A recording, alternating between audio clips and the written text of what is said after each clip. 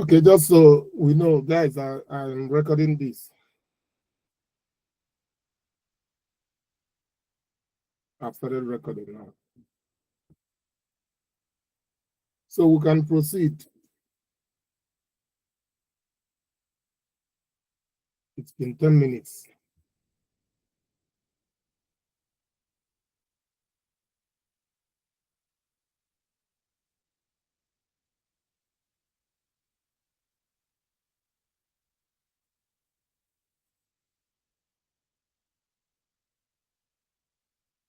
Let me know if you see what I'm presenting, please.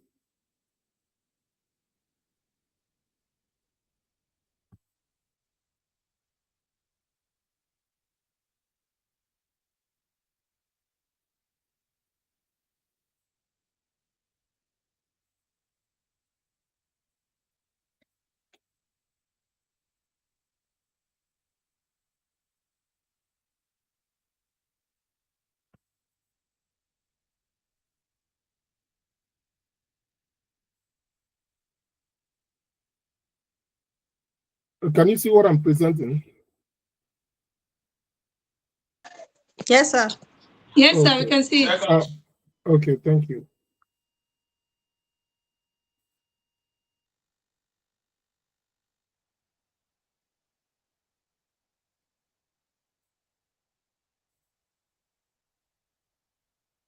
Okay, so thank you, everyone. Thank you, guys. We're here once again. It seems like ages, but it's just been only 2 weeks. We missed our target by a week, and I'm just lucky it's only a week. It could have been 6 weeks, because I'll be on this eye drop. I'll be on this therapy for 6 weeks. But thank you for showing up as usual. I appreciate it. I thank everyone. So today we'll be discussing about the business end of writing. We're talking about techniques, tools, networking, publishing, and possibly about AI. I don't know if time will permit us, because my illness has taken a toll on some of the research I would have done, but we'll try as much as we can to see if we talk about AI while discussing monetization of the craft. We are not beginners. We're already writing. And writers write because they just want to write. You just want to bring out your thoughts. You just want to put them down in black and white. You want to convey your thoughts to others.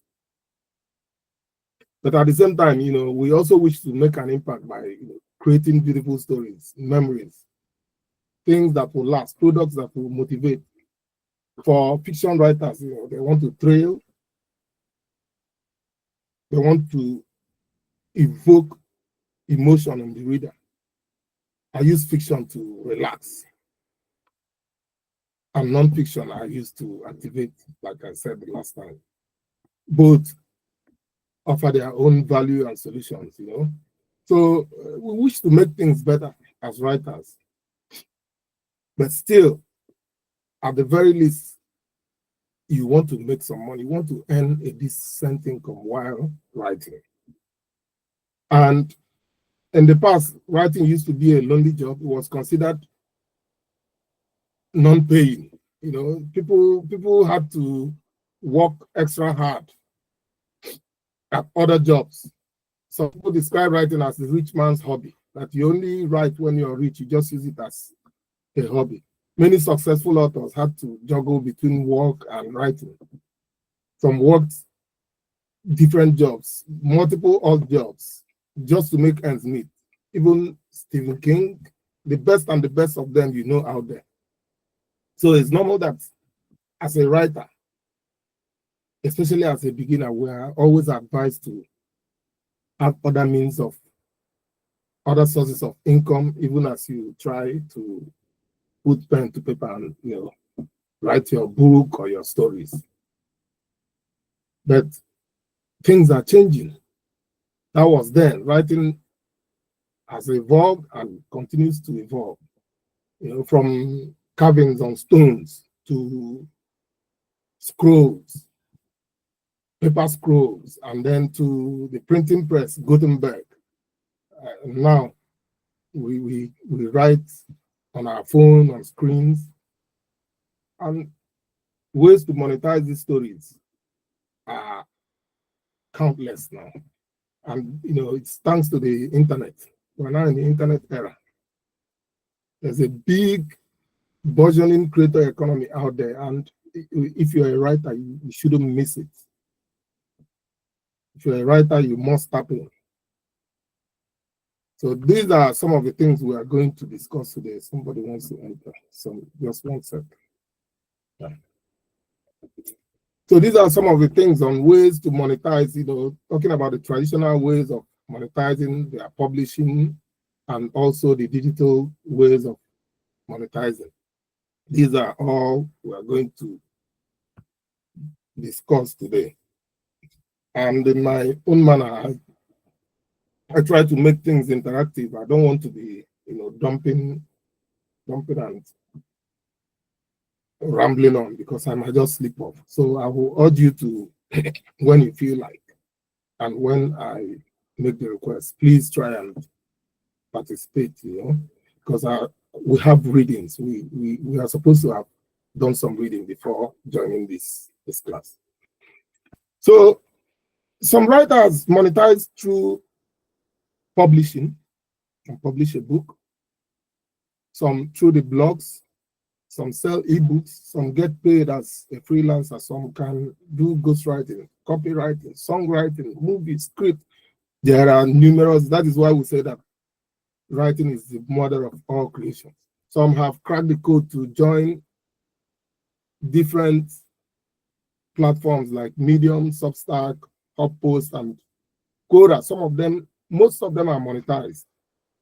Some writers have learned how to write to be prolific in writing and continue to churn out what they call content these days and earn a lot of money from it. So beside the big names like Stephen King, J.K. Rowling, and all the other ones there are countless writers scattered across the internet. I know so many of them, I follow them on. And when they say these things, I kind of wonder, how do these guys earn hundreds, thousands of dollars? Well, it's a process, and we are just beginning. We'll start learning, those processes, those steps. Some of them earn as much as 6, 7, 8, 9 figures per annum from writing in different ways on different topics. And it's out there. You see them.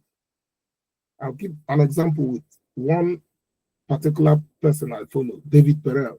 The guy is ingenious. He's just incredible, His work rate is amazing. But we'll talk more about Perel later. So many of them also don't have a published title.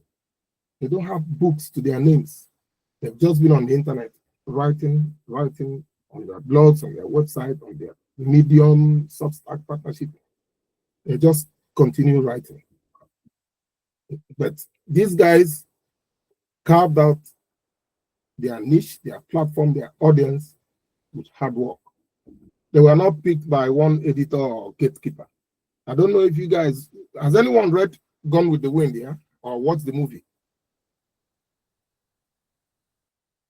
Who knows about Gone with the Wind? You must have heard it if you Google. It's one of the best selling books of all time. Gone with the Wind. Has anyone? I have it, but I've not read it yet. It's big. It looks too big and scary. That lady, Margaret Mitchell, wrote only that. I think she died before she was 50. She died young.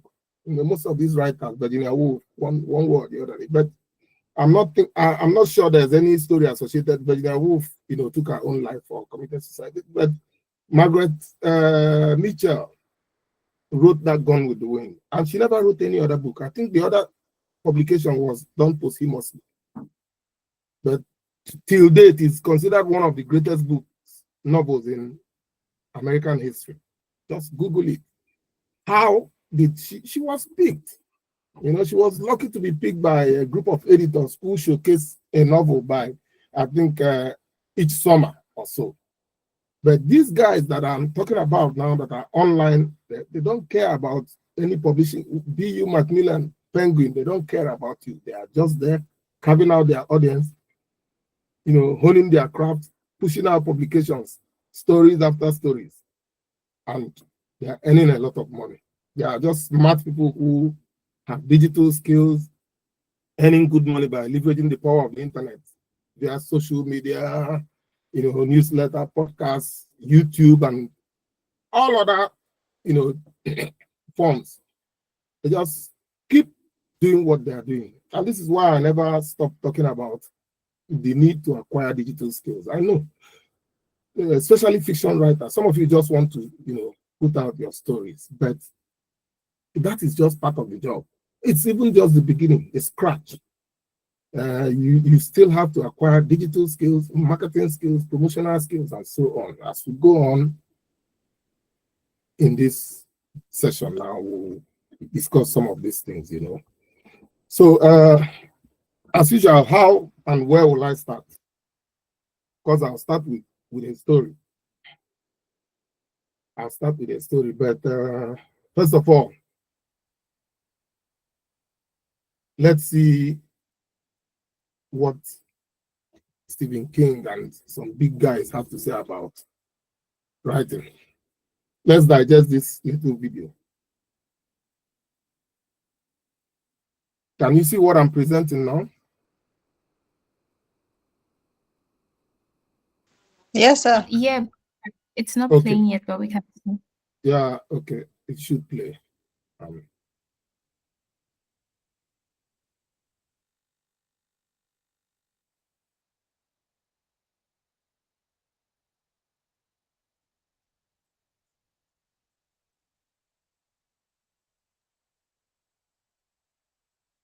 This guy is called Brian Cohen.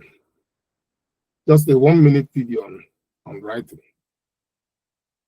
Let me see if I can expand it on YouTube.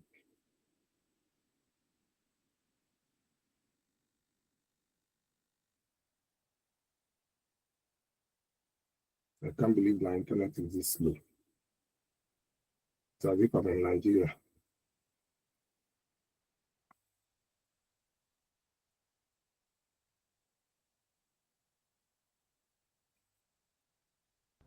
Let's talk about the hard truth about making money writing books. Very few people turn a profit writing books. I believe the average author only makes about $500 in royalties. So don't write for that. Write for you. Write because you're passionate about your story. There are other ways to monetize your books. I speak a lot. I sell my books at conferences. People buy my books when they hire me to speak. There are different ways to monetize that, but do not write because you think you're going to be a bestseller.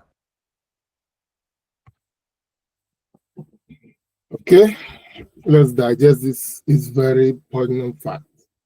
And then, can you see this one from the king himself? This one is on marble.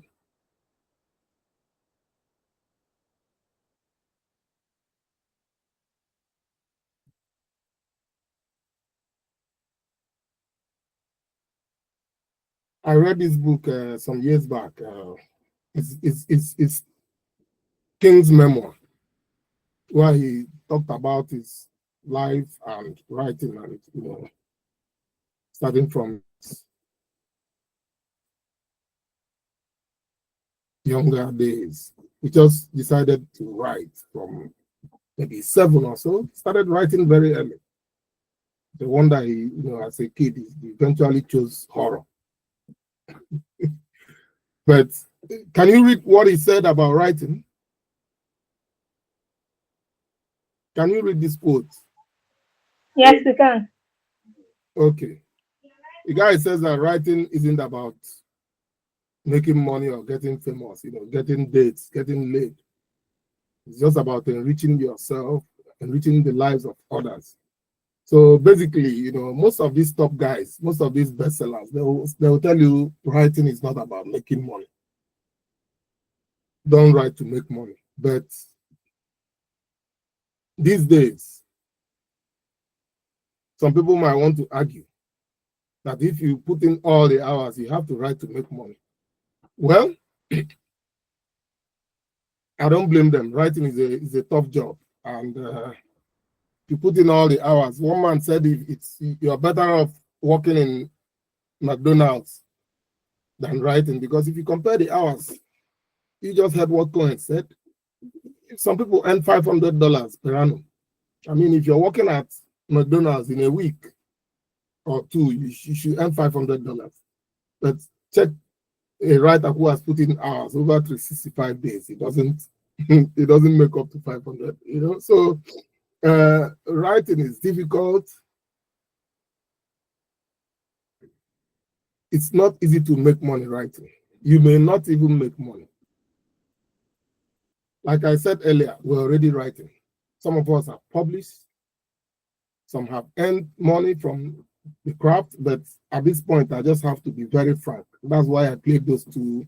I played that video and also showed the quote from Stephen King.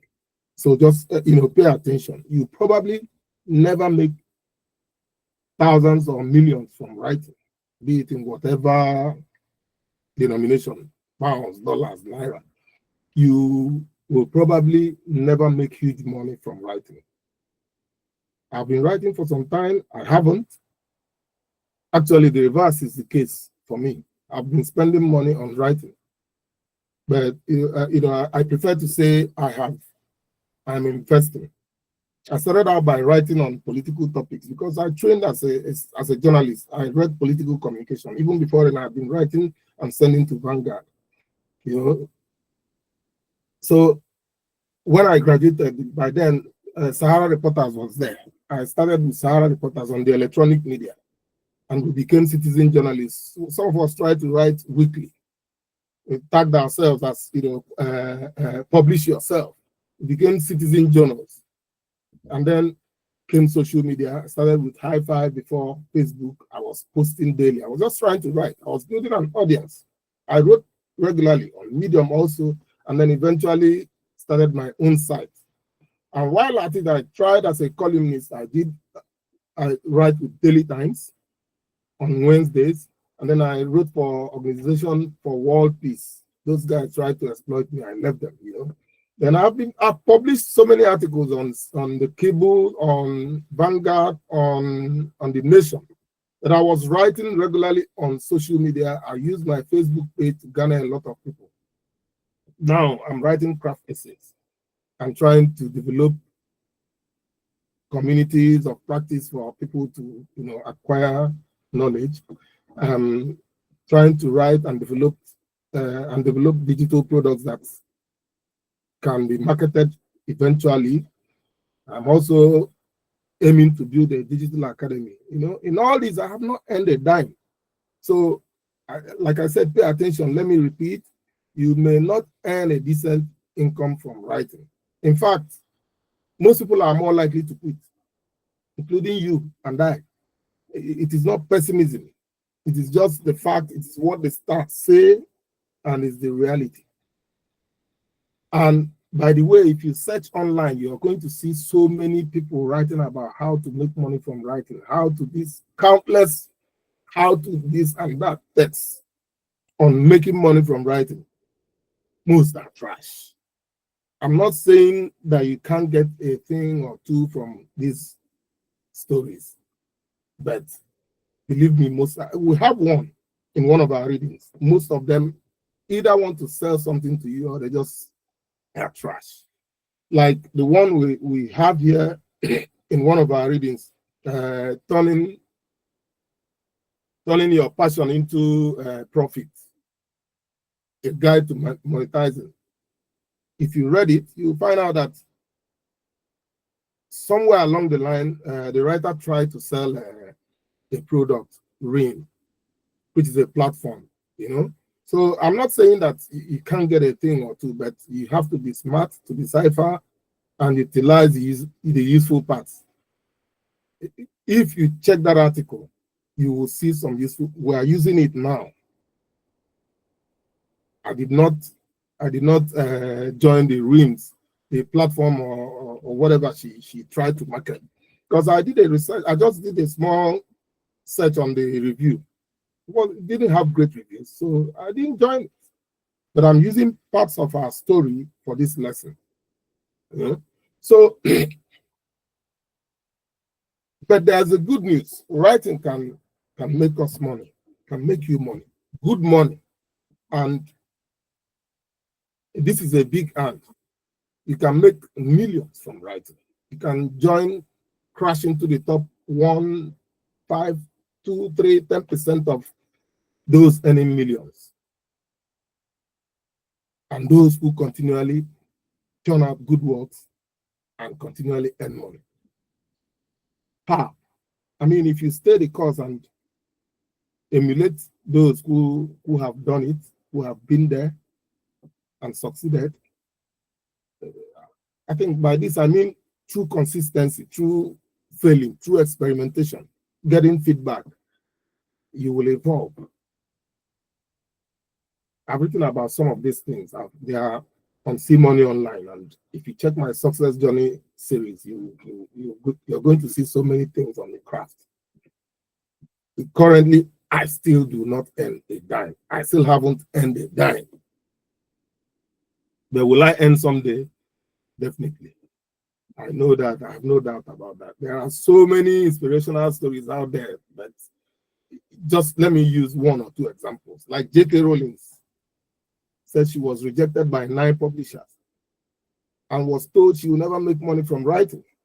Stephen King said, all his rejection letters were pinned to the wall at the time. It was so heavy, and the pin fell. What did he do? He just got a bigger pin, continued typing. Those days of typewriter, I said, I continued, typing. So it's important to note that you may not make money writing, but writing can earn you money. I hope you understand where you get this. It's important to know this so that you don't set out writing to make money. You write because you want to write, you have something to say. You want to convey your thoughts, your ideas to people. You want to create a positive lasting impression, not because you want to be a billionaire. If you want to be a billionaire, go and start a crypto business, start something else, So let's get that before we. Now, the first reading, let's start with Cara Delaney, who tried to critique publishing. I don't know if you read that. If you read that, can I know if you read it? Did anybody read that story? Where she said writing is an art, but publishing is a business. Did anybody read that story, please?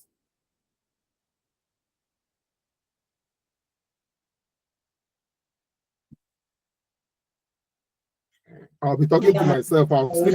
Yes, I read all the this thing that were given for this week. So I don't know. It's part of it, You right? did? Yes, I read it. Hello? Did you read Writing is an Art? Yes, I'm looking for Yes, my I notes read to it. see where I jotted Okay. down some things. Okay, while you look at it, let me just say it's more like a critique. She's a writer and now a publisher, but I think she's retired. So she was just, it's a kind of rant where she was angry at the publishing industry, and she succinctly captured some of the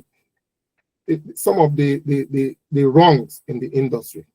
But where the quote I'm sharing now is where she captured the dilemma facing so many writers.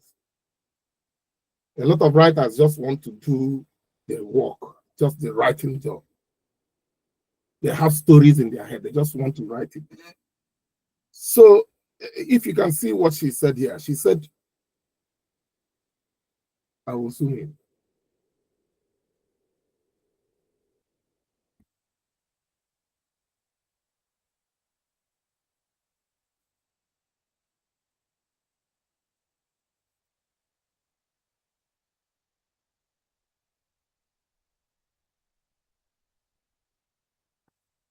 So she said, we are first and foremost writers, artists. We write because we want to create art, and everything that comes after is most often a secondary concern. But that is where the problem is, and this is true. If I write a novel and never do anything with it, I can write a novel and just keep it in my shelf. No problem. That is a different thing. But once I step over the line and publish it into the publishing industry, that is when you publish to make money, whether it is by self-publishing or through the traditional way, you leave the realm of art and enter the realm of business. So she is not only an author, she has to be a business person. I am now not only an author, but also a business person. And all too often, writers, publishers as well, are not equipped to handle this transition. It is true. A lot of people just want to write. But at the end, if they want to make an impact, they also want to make money. To make money from writing, you just have to know what we're talking about here. You just have to know some parts of the business. I'm not saying you know everything. You need to know parts of the business, you know. So the lady goes on to give several tips on how a writer can hone her business mind, and through training and trying to, you know, identify the red flags with publishers.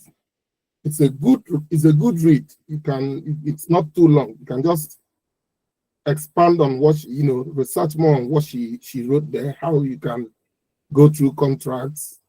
If eventually you get one, make sure that you don't, you know, fall into any publisher that wants to take all your rights is a scouser. That person wants to just scrounge all your money. You know? So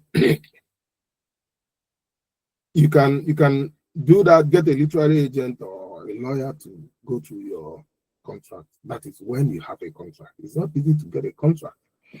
I have the advantage of graduating as an accountant. I have an accounting degree and I have entrepreneurial background. I got out of school. In short, I started doing business before I got out of school. So it's an advantage for me. And I've written, I know contacts in the media. I know people who can do publicity for me. But as I always say, you can walk and chew gum at the same time. You don't necessarily have to be an accountant or pack years of business experience for you to know some of the basics that this lady wrote. She's not an accountant. She may not have done the type of business I did, but you know, some of the things that she revealed there. So Rosalind, if you found your note, did you find any interesting thing in what she wrote? Or Emmanuel, any of you? I am just looking at the notes, but I didn't really try to write the names of the authors. But I wrote a lot of things while I was reading all the notes that were given for us to read this week.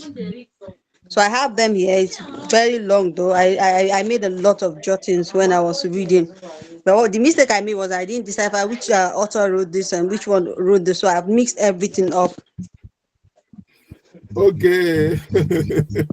you're going to write a long one for us in the exercise. Emmanuel, did you find anything interesting in that story? You mean Chukwemeka? Okay, Chukwemeka, did you find anything interesting in that story? So I thought it was Emmanuel that said he read it. Sorry. Yeah, it was an eye-opener for us because she's trying to what that lady wrote. I mean, the one that wrote about writing is an art, but publishing is a business by some of the Cara Delaney, yeah. I find her perspective quite interesting, and she's trying to open our eyes to the realities about around what we creatives. She referred to us as creatives, yes, and she's trying to open our eyes to the realities around the publishing industry, because she said that we cannot just put a lot of work, a lot of hard work into writing, and then we now come and mess it all up when it comes to publishing. She's trying to urge us not to take it easy with publishers, to try to earn our right of place when it comes to publishing, to stand firm and put our feet on the ground, and then get into the negotiation table and be firm with Do you understand? And I quite agree with her perspective, because you cannot just put hard work into writing, because just like you said, never easy. It's never easy. So she's trying to tell us that while we are serious with writing, we cannot just be serious and put that hard work into writing and then come and spoil the whole thing when it comes to publishing. I see her perspective quite encouraging and quite interesting. Yeah, thank you. She was very emphatic, and she named the red flags, a couple of them, like verbal contracts when you get promised. Like I do get people follow what I do. I have people in my Twitter DM, offering to send me works that I will edit and publish. But I know, just like what this lady said here, that there are shoddily worded and outright offensive contracts. And then she also said there are also a host of red flags that she's seen over the years, from publishers, big and small alike: bad communication and radio silence, frequent dodging of questions and no clear outline of the process, tons of wasted time, and so on. And then finally, she now mentioned something like, said some words specific to the indie side of things. There are the cases when people are just clearly over their heads. People with passion for books. I have passion for books, for writing, for reading. They just go ahead and open up a press. But I've not opened up a press. I can't, I'm publishing, but I've not said I want to start publishing books for people. So why would I take up? I still have a couple of ropes to learn before I say I will take up a writer and publish for you, Kindle or ebook or audiobook. But I have loads of people. So if I'm being dishonest, if I'm one of the shoddy people she's referring to, I would have opened the press. And at the end of the day, without actually knowing much about how this works, you don't fully understand. I know how to run a business, but I don't fully understand how to run a publishing business. I've studied editing and publishing. It is part of the process that I'm going through now. Some of you have published short stories in our last exercises, challenges. So it will be dishonest of me to say, okay, I will accept. Some of them from Australia, one guy from Nigeria that's been following me up. But I told them to wait. When I'm ready, you have finished drafts, you have manuscript. When I'm ready, I can pick up your work. But for now, I am not. So, the lady was very, very emphatic, and I thoroughly enjoyed that. Please, before you go into any publishing, start with reading this. I advise everyone, start with reading this Kara's story, please. It's important. It's it has value. Okay, so what we mean is, if you have an entrepreneurial mindset, if you have a business mindset, you don't need to be a graduate of accounting or something. Just know one or two basics before you start dealing with publishers, whether you're doing self-publishing, because even when you're doing self-publishing, you don't know it all. You still have to hire designers, you still have to hire Kindle publishers, and so on and so forth. So just know some things, tricks, tips before you go into any dealing with them. And then there are, two main publishing options, as we already know. Let us, quickly go through them. One, the traditional option is what there are actually three. Some say there's a hybridized one that is partnership, but for the sake of what we are doing now, let's just say two. The traditional one is what most people know, what we are familiar with. But these days now, everybody knows about self-publishing. So the traditional one requires a publishing company. Who is the publisher? A literary agent who is the go-between, and then finally the contract. So you or your agent will have to contact the company, or vice versa. If you have clout, if you have written books, if you're known, or they feel you're a rookie who is what this, they can contact you. But you then negotiate, and if an agreement is reached, a contract will be signed. The publisher will bear the cost, and will share the profit with you. But some of the key advantages of this approach is, of course, the writer doesn't spend much. You have minimal costs. You get expert advice on editing, design, printing, marketing, distribution, and so on. And so, your cost is minimized, and you get the best or top-notch advice, and handling. But for this, there is an opportunity cost to everything. For this, you have to relinquish much of the decision making, a lot of control, and then profit sharing. You have to negotiate hard. Yet, there's no guarantee that any publisher will even take a glance at your book.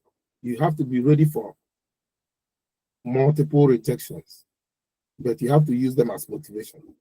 There's a general rule, though, and tip here. The most important thing is when and eventually that contract comes, you have to read the small print. Have an expert, a literary agent or a lawyer to do that for you. You must have to read it. So that is for the traditional, and then we have the self-publishing, which is gaining traction now. And that is what we're already doing. Some of you published short stories, some have published books here. So you can seek assistance first from an editor. But it is very advantageous for young writers because self-publishing, you're in control. You're the author, you have control, you take the risks. You can shelve your risk, you can abridge your risk, you can expand. You just have to manage your risk. So the advantages are too many. And that is why the popularity is growing. You have control. And then the financial and decision-making responsibility is what you have to be very careful about. You need to seek also expert advice. But at least you have control of your budget. Can search out some things that are free or affordable. Can also be hybridized, as we have seen with so many writers collaborating with Kindle professionals. I have a lady here who used to work as a cleaner, but today she's started a coaching outfit, and she resigned her job. She told me that she's published 5 books. I was just moping at her. She sent me the Amazon link. She has published all these how-to books, 5. I don't know, maybe some have sold 20, some have sold 50, 30, but she's selling her books on Amazon. So it's very popular, the self-publishing books. You can get expert advice, but still get to make the decisions. It's just like eating your cake and having it. The general rule here is also that control comes with financial risks. And this, even though it can be managed, it's with good advice and expertise. But just like in every business, it's not possible to eliminate it entirely. You may spend all that money and not sell 10 copies. So it's always advisable to continue building a platform, grow your audience, know people. When we talk about this authors platform, is have media contacts, have publishers, have writers, have a network. I've written on authors platform. You guys know, you may want to check it out. It's still there on cmonionline. Whichever route you want to choose, it's up to you. But you just have to remember the important tips. For the traditional route, ensure you read the small print or get experts to do it for you. For the self-publishing route, try and see if you build a platform, get some followers, get some experts, know some writers too, know some publicity PR guys too. Just know some media contacts. Try and make sure that you're hyped enough. Your stories are out there already known before you say, I want to publish a book. These are just some of the steps. So I hope I'm not dulling anybody, because I know these are pretty much fundamental stuff that you guys already know. So if you have any contribution, let me hear it now before we go to monetization proper. Okay, I wanted to say something before when you mentioned Yeah, well, with you. the Kara woman.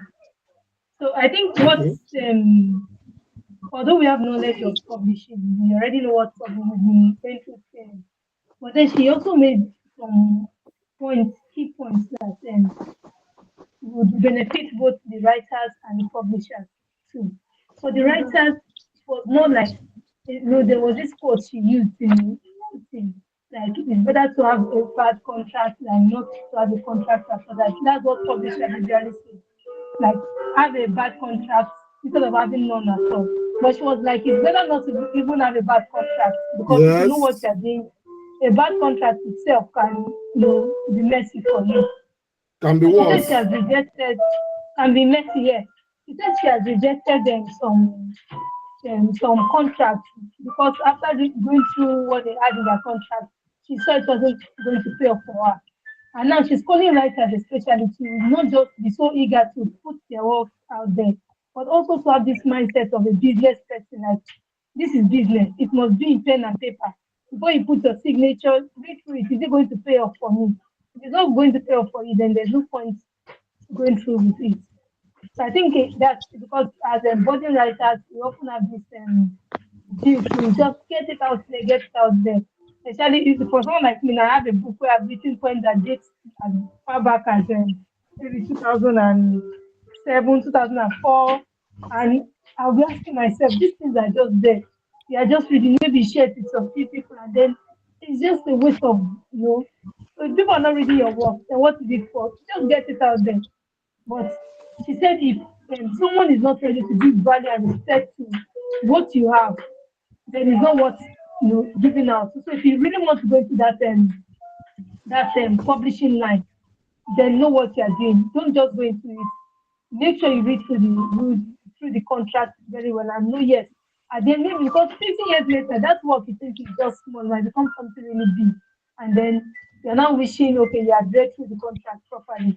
So it's better you do that now before you get into the business. Yeah, that's what I said. Thank you so much. The lady dropped some important points there. It reminds me of one elderly retired judge I met in church here some time ago. He was retired, could be in his 70s. And while we got chatting, I asked him what he does now. He said he goes to swim every morning and then he does transcription. And I forgot, transcription, just transcribed from one language to another. It's still part of a writing job, So he said he does transcription. How? That his grandfather, this man is should be in his 70s. But he said his grandfather, during the time when Ireland was facing problems, during the famine, his grandfather used to avoid getting hungry by writing short stories in the barn. Because what they ate then was maybe 101 or 010, because Ireland was going through a phase. So to avoid getting hungry when it is in the afternoon, when it's 10 during the zero time, he will go into the barn and start writing. He wrote in Irish language. So this man, 2 generations later, was now transcribing it too. So I'm just trying to say that your intellectual work is never useless. It can be there on the shelf for ages and someone will discover it. My elder sister has written so many books, children's books that are not selling, but her sons are coming up now. One is great with animation. I've told him, look, your mom's book are there. She tried so much to do it the traditional way to sell, going to some of those markets in Ikeja to push for sales and so on. But now You have the electronic media. You can convert these books to stories. You do animation, and I'm trying to guide him. The books are already there. The material is already there. So he can still make those books, convert them into something else, you know. So this lady's Kara's story. Bamikole, you have your hand up for some time. Sorry. Did you want to add something? I was just going to reemphasize the whole thing about like checking the contracts before you sign them, because like a couple of years ago when I was still like maybe 16, 17, a company actually reached out to me for publishing. And obviously that was like my first time ever getting a publishing contract. So I remember I had to show my older sister. I was about to sign, but then I was like, this is because I didn't understand a lot of the terms. So I had to show my older sister, and then she's like, oh, if you sign this thing, anything you write for the next 3 years belongs to this company. And even after your contract ends, the work will still be theirs. And I was like, oh. So it was something where if I had hastily just out of excitement signed, 3 years of like my writing would have basically been gone forever. So yeah, contracts, definitely always read them. Thank you. Thank you. Okay. Let's see what monetization is all about in this digital era now. Here are some of the monetization pathways. We already know this, you know, freelancing, copywriting, ghostwriting, and so many others. You know, blogs, you know, websites, partnership platforms like Medium, Substack, HubSpot, all of them. And then finally, books. So freelancing, copywriting, all those ghostwriting, it's where you outsource your skill for money. And it's usually a starting point for so many writers. I try to outsource mine. I try to get a calling from Daily Times, even though they hadn't started paying me before the editor, you know, eloped with their money and they ran into financial problems. You know, but you can start by outsourcing your skill, writing for companies, writing. There are so many of them online if you search well, if that is what you decide to do. I know fiction writers are kind of averse to this type of earning money, but it's still available. There are platforms for this type of writing business. You have Fiverr, you have Upwork, there's a Freelancer. There are so many of them. If you just go online, you'll see them. But as I always advise, you should start with the free plans. The free plans are always a good place to start. But one thing you know is that once you start earning, they will take commissions from your earning. The premium plans usually come with some other benefits like marketing, publicity, design. Some of them will help you design your CV, portfolio creation, and so on. And whether you niche down or not, just keep writing. It's your decision to write about different topics, but finding clients as a freelancer is easier done when you have a niche. You can say, I want to write about food. I want to write about travel. I want to write sci-fi. You know, just if you niche down, I'm not a fan of niching down, but because I'm interested in so many things. But if you decide to do freelancing, you know, or do copywriting or any of these ghostwriting, you have to niche down to get clients because it's quite difficult to get clients. If you go to all these platforms I mentioned, you see people that have been there for ages. They are what we call verified. They have different reviews, you know, 4.7 over 5, 4.8. I mean, how do you start competing with them? So you need to look for clients and ask those clients to review you and so on. You know, so it is better if you have a niche so that if you do well in this niche, you are recommended by others. So blogs, Medium, Substack, all these partnership programs, it's more like when you're coming of age. You can now own your account. And some of us have already done that. Most of us, I assume. You can now own your own account with Medium, with Substack, just continue doing your writing. You can even go ahead and start a WordPress site. I started with, my site was WordPress owned till I now found a host and I use Namecheap now. So my site is built by WordPress, but I have a different host. I don't know if you understand this technicality, but now it's like I own the site because it's no longer a WordPress. Yes, I use it to build and design and post, but I own everything about that site. If I decide to put advert there, WordPress does not get a dime because I pay my host every random. I pay them about 50 euros or less thereabout. So basically, you can earn more when you have your own place, your own domain. You can earn more, and then people read your stories. You also try ads, like I said. But if I have to be frank with you, let me just chip in this advice here. I implemented Google Ads for how many years? Maybe 3, 4, 5 years even. I started that cmonionline in 2017 January. I implemented Google Ads for 3, 4, 5 years. And I couldn't get to the threshold. Their payout threshold was 70 euros. I couldn't get to that. I was mad. I just yanked it off. Because, you see, it's very difficult because how much are they monetized? How much are they paying per click? How much are they paying? These are big firms, they just help them make money. That is the bad thing about. But if I'm to advise, don't even, for every writer, don't even try Google Ads. You can, unless you have huge volume of traffic, it is needless. There's no need going there. The only time I was paid for an ad on cmonionline was when a local politician from Anambra, decided to put a banner for his campaign, and he paid me money.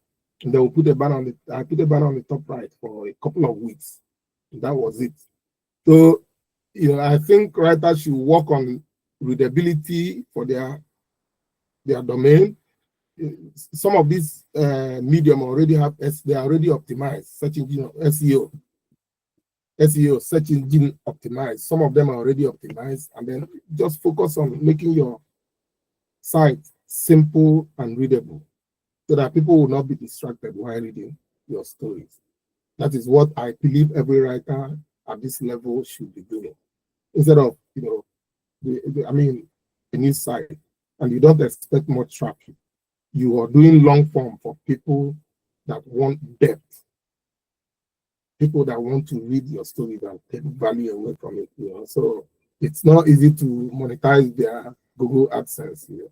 So then you get to books, which is of course, every writer's ultimate aim used to be is to publish a book.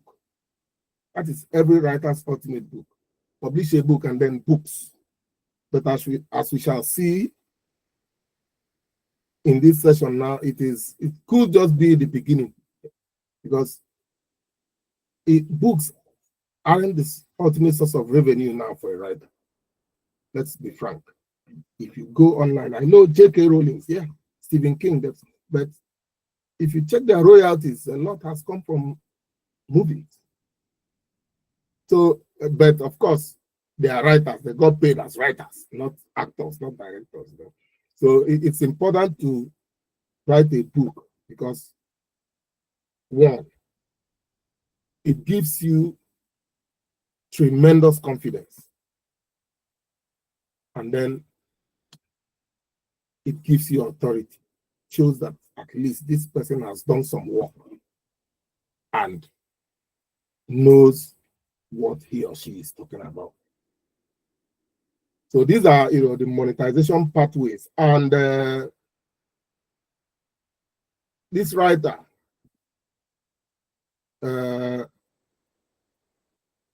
Kay Packett, who wrote that second story, Turning Your Passion into Profit, she went through these steps. If you read it, you see where she went through these steps. She started with freelancing.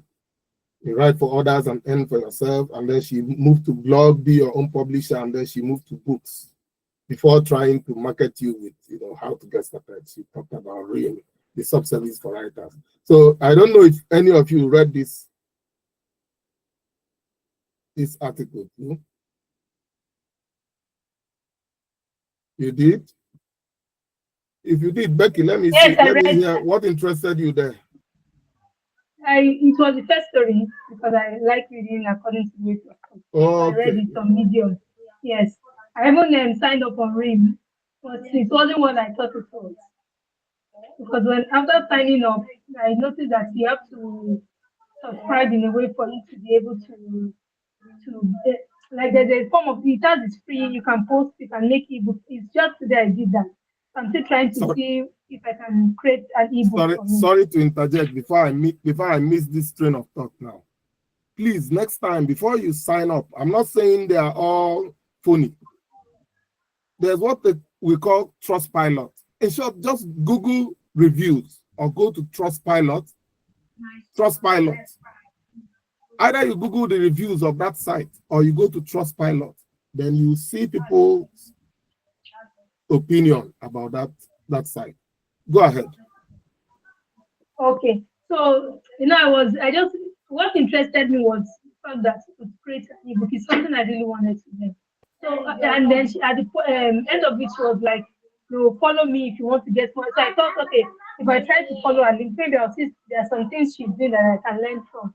And I noticed that on clicking the link she wanted us to follow, it was taking me back to the same page I started with. I didn't even see any. So I tried to check whatever it is she has written and typed in her name in the search button. I still wasn't getting, I didn't get to see any of her work. So I felt maybe it was more or less like, what do you call the copywriting? I think she was trying to market RIM in her write up. Maybe that was why she did that. So, but at least Exactly. I saw the platform of operating ebook and it looks simple to attempt. I was thinking maybe I could try that with some few write-ups I have and see whether I can actually make an ebook and maybe download it from there. But I think it was more of because even the books there were so few. The books they represent straightforward for reading. They're so few. I'm thinking maybe she just use that as a form of marketing ring. Yeah. Yeah, thank you. Because what I just did this is my usual habit. I just went to Google and checked RIM, went to Trustpilot, and the reviews were not so great. So I just said, okay, we'll take some of the important things she wrote here about freelancing, about blogs, and writing your own book and the authority gives you. So, but I'm not going to sign up for any RIM. I don't know what they are doing there. It's a waste of time for me because the people that went there before me didn't have great things to say. So that is it. So next time, before you just one click away, check Trustpilot, and then you see what they have to say. Okay, then Mazi, Mazi, do you have something to say?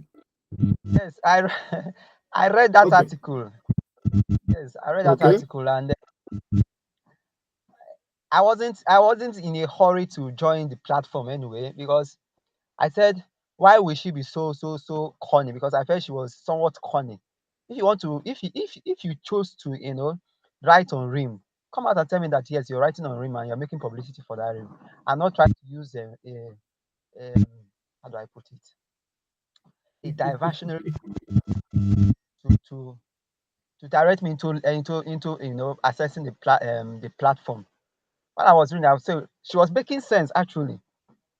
But in the end, I realized that the essence for which she was writing that particular article was, to make you join the platform. In fact, that alone made me not to even join.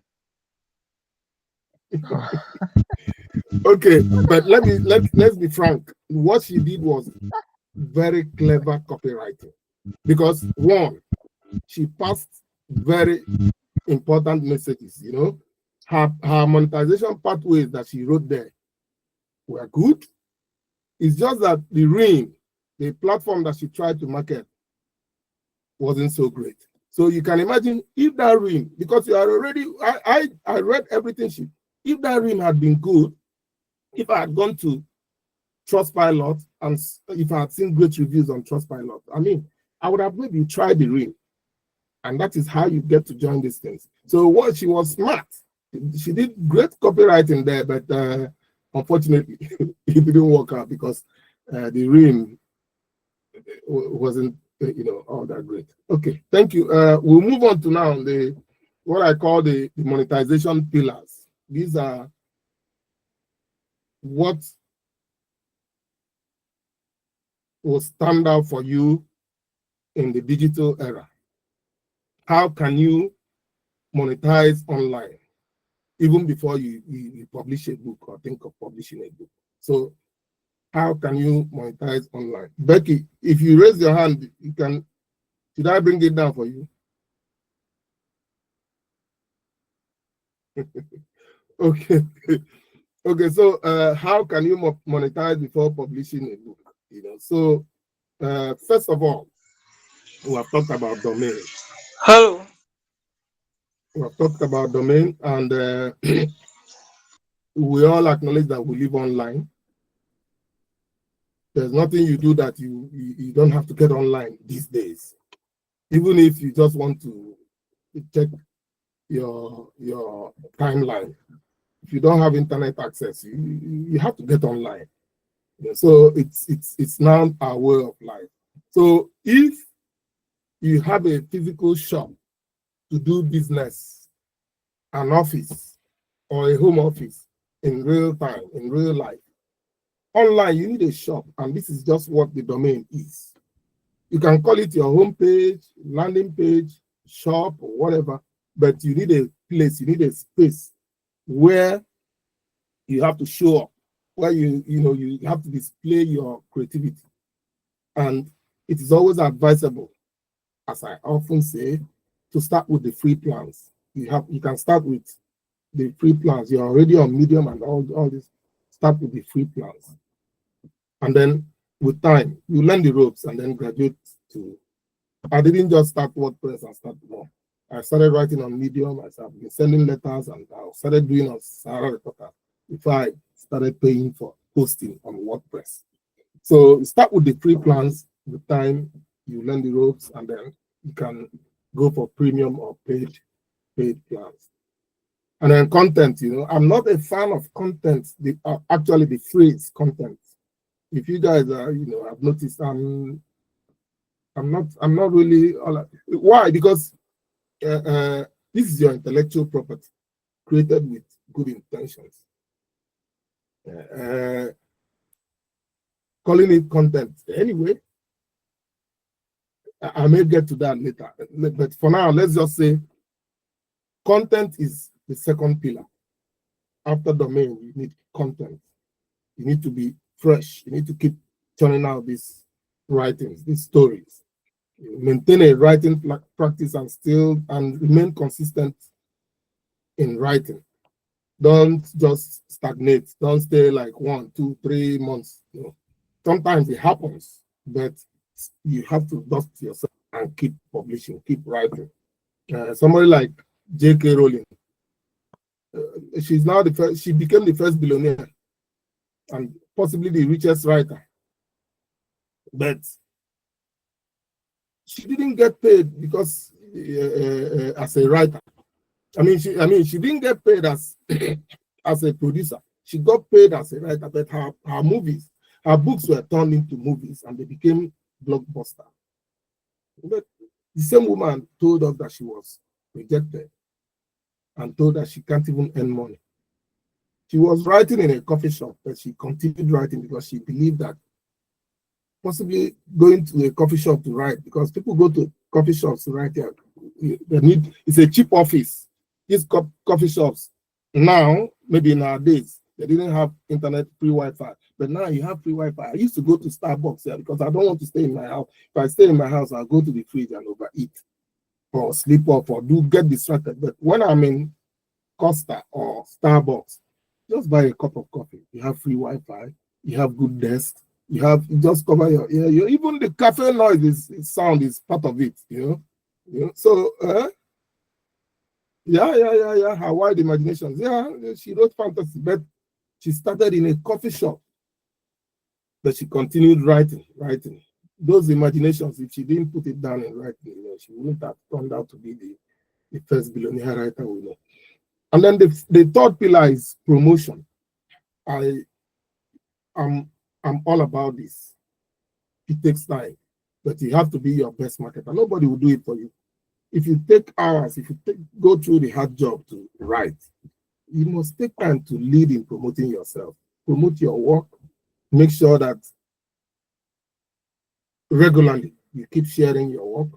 And the simplest and easiest way these days is via social media. Like I say, I don't know what anybody will say he or she is doing. Some people don't like social media, but you can use it for business. You can use it for your writing, to promote your work. I understand people who don't like social media because sometimes I get overwhelmed. But if you know how to use social media, you should not let social media use you. It's just algorithm. I've written also about this. It's just algorithm. Your social media is like a mirror, is what you present. There was a time I used to talk about politics. Nowadays, if you go to my timeline on Twitter, I haven't been to Facebook in over a week. So if you go to my timeline on Twitter, nobody replies me, but it's on buffer actually. Sometimes I might be sleeping and the post will be going there because I've programmed them for the week, you know. So you can use that. You can also reach media houses, do some publicity with influencers, even though I'm not also their fan. I like people to start small and grow organic, you know. Once I see social media influencer on your Twitter handle, I just unfollow you most times. What are you influencing? What are you influencing? But then there's a cold direct calls like email you can use to send your writing to different publishing houses, people that are doing competitions and so on. You know, like we share on the platform. I'm always happy when I see people share on WhatsApp. This is a competition is going on here. This you can monetize. People have won. Even on cmonionline, people have won. Whether it's little money, it's still monetization. You're still earning money. But you have to promote your work. Have to promote your work. My team is filled with messages, people who want to promote, who want to collaborate. When I have their time, I'll sift through and see who I can work with. So these are just the three main pillars of monetization, particularly in this digital era. I hope you're following me. So now let's talk about domain. Let's just take a closer look at domain. You can use Medium, you can use Substack, and then graduate to WordPress. Why I prefer Medium, I always tell people it's so simple. Just use your email, put it there, and start writing. But they are still a business outfit. They can trick you into joining one of their partner programs, and they are monetizing your work and maybe not. I got all my work out of Medium Partnership Program because for now, I just want to keep my work, make my writing, keep them seen. When you have the clout, you can monetize. When you have built an audience, when you have established consistency enough, I don't think I have that. So I wrote them and told them, and they are tricky people. We took back and forth emails before they removed all my work from their paywall. Yeah, people are paying to read my, but I've not received the dime from you. I don't know. So I said, it's better to just leave it there. But there are people who have cracked that code. And frankly, before you are able to do this, you must be consistent. You must be prolific. There's a guy I follow, Gorewinder. He writes one essay maybe once in a month, long form. Wonderful. The guy is too much. So I tried to read his essay, and he was behind the paywall, Then, being the person he is, because he's more of a value guy than money, he still gave an option for you to read it free in a different format. So I went to his Twitter DM and told him, thank you. He just jabbed me that I should be paying, that he's seeing what I'm doing. I'm giving people, but I should be paying.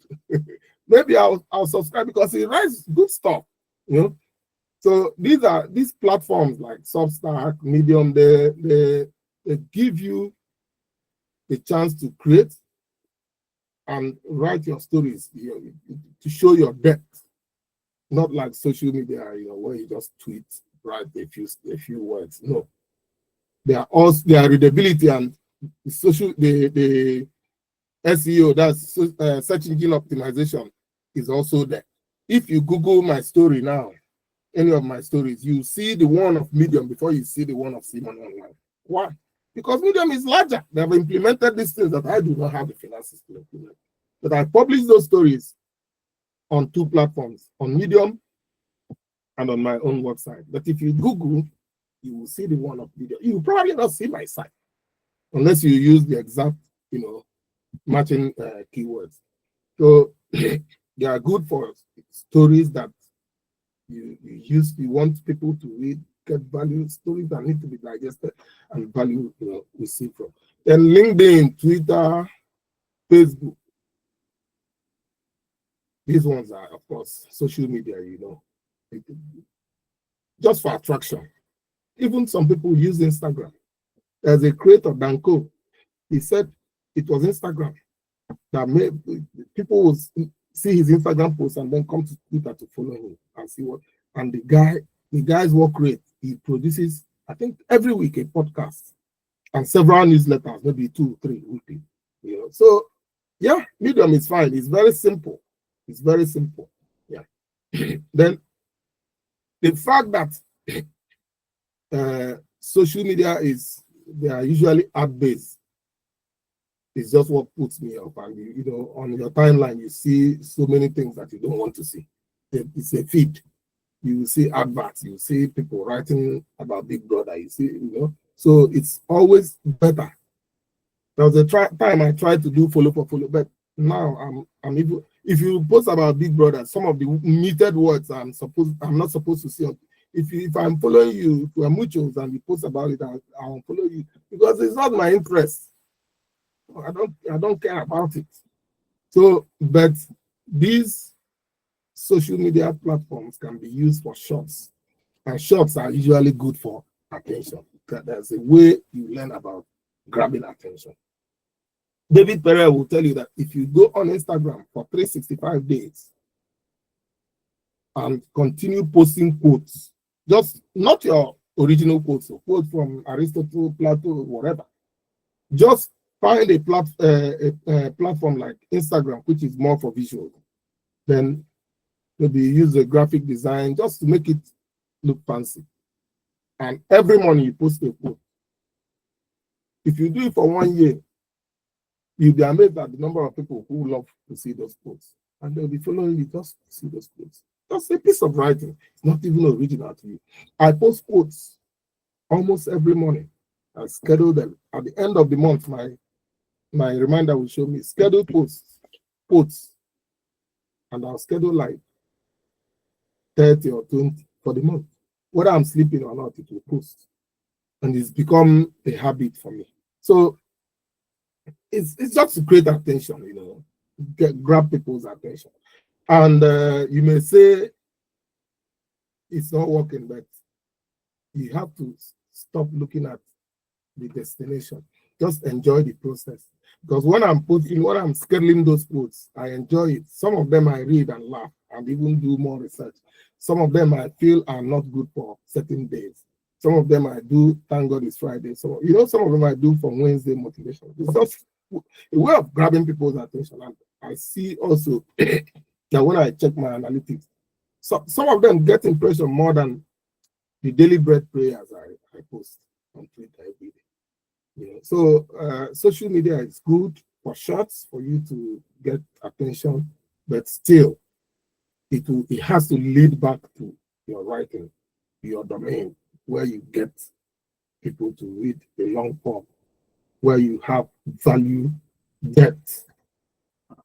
And then you have MailChimp, HubSpot, Brevo. There are so many of them. These are basically used for targeting. They are more for newsletter copies, If you have an audience, like now, I'm trying to install, I've installed MailChimp, but I don't want to use the premium version yet because I'm doing so many things. But, from maybe next month, I hope you start getting mail from MailChimp. I'll start paying them because it's good. If I want, I use Namecheap, and the email address I have. If I want to do more than 100 mails at followers at a time, it will return 1. If I do 101, it will return 1 and send only 100. And say, because the law is that the restriction is as if I'm trying to spam, but these things are not restricted like that when you have MailChimp, and their integration is wonderful. Substack, MailChimp, HubSpot, they allow you to optimize, design, and do several designs to that newsletter. So it's very, very preferable if you have an audience that you want to keep growing, keep writing with, something more personal, like I'm communicating with you now. Very soon I'll start using that MailChimp. So there's also what Substack started the other time. They take 10%. These guys that's why it's an evolutionary process. As you grow past 1, you go to Substack now. If you're earning $500, they'll take 10%, which is $50. I mean, I'm not saying some people are okay with that. Some people just wouldn't bother. But for me, I think it's hard. Why, if I put in my sweat, and why would you take, if I earn 5,000, you take 500? So in a year, if I earn 50,000, you take 5,000. So, but anyway, you say over here we pay tax 20%, 23%. That is what we pay as tax. So you may say they are still manageable. So well, whatever appeals to you, but these different types of domain have different purposes, and they are used to target different audience for different styles, like get attention, to send newsletter. The great advantage, like what's her name, Virginia Woolf said that a woman must have money and a room of her own if she's to write fiction. I've not read that, but this quote is evergreen. The quote has triggered discourse for many years. I've not read that her essay. It's not a book, but this quote was part of what we used in when I was doing digital humanities in one module in UCC.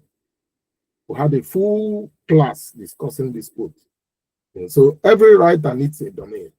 You need somewhere where you go and display your creativity, particularly in this internet era. Technically, a domain, is supposed to be your internet address, like you have your Medium, your Substack, your account, www. or at cmoney or at Becky or at Mars, but that isn't what it means. That is just the literal meaning. Your domain is much more. Your domain should be your brand. More than your brand, your identity, more than your identity even. It should be an embodiment of your ideology. I don't know if an embodiment of your philosophy, how your worldview, which you show through your stories. It should encapsulate everything, the totality of your creativity. That is what your domain should show. And this is why it must never be stagnant, because as a writer, you continue evolving. I'm no longer writing political stories. I've evolved. I always use myself as an example. My cmonionline started as a news blog. At a point, my brother-in-law, when I was busy, I was in school, my brother-in-law was maintaining it. He kept publishing content daily, but there were news, copy and paste news, just to make sure that cmonionline gives you fresh things. But I metamorphosed into a literary publication, and I started doing stories, started hosting competitions, and then publishing others. But just recently, I have redesigned that same website into a personal brand.